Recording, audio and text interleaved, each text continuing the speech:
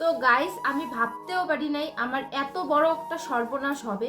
তো কি হয়েছে চলো তোমাদেরকে দেখাই। এটা হচ্ছে আমার বিয়ের খাট। আর আজকে দেখো খাটটা পুরোটাই খোলা হয়েছে, কারণ খাটের মধ্যে ধরেছে পোকা। পোকাটা অনেক দিন থেকেই আছে, কিন্তু আমরা এর আগেও চেষ্টা করছি কিন্তু বার করতে পারিনি। এই দেখো আজকে তোমাদের দাদাভাই পুরো খাটটা খুলেছে, আর যেই কাঠটাতে পোকা লেগেছে সেই কাঠটা দেখো বাইরে নিয়ে আসছে। আর তোমরা একবার দেখো এত হাড়ি কাঠটা কিভাবে কেটেছে, আর পোকাটা কিভাবে বার করতে হয় সত্যি আমাদের কোনো আইডিয়া ছিল না।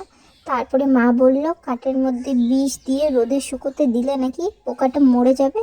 সেই জন্য দেখো তোমাদের দাদাভাই এদিকে কাঠের মধ্যে বিষটা দিয়ে দিচ্ছে, আর দেওয়ার পরে সেটা রোদের মধ্যে শুকোতে দিল।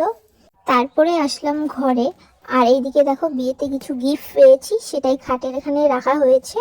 এটাই এখন সরিয়ে খাটটা পরিষ্কার করা হবে। আর দেখো তোমাদের দাদাভাই সুন্দর করে খাটের নিচটা ঝাড়ু দিচ্ছে। আর বিয়েতে যেগুলো টুকটাক গিফট পেয়েছি সেগুলো এইভাবে এখানে রাখা হয়েছে। আর কাজ করতে করতে আমার খুব জোর পেয়ে যায় খিদে। আর দেখো তোমাদের দাদাভাই আমার জন্য কিছু খাবার নিয়ে এসেছে। এখানে আছে ঝুড়ি, 2 রকম ঝুড়ি আছে। আর সাথে একটা নিমকি টাইপের না বিস্কিট, এটা একটা বিস্কিট, আমি জানি না এটাকে কি বলে। যাই হোক একটা বিস্কিট। আর এনেছে কলা।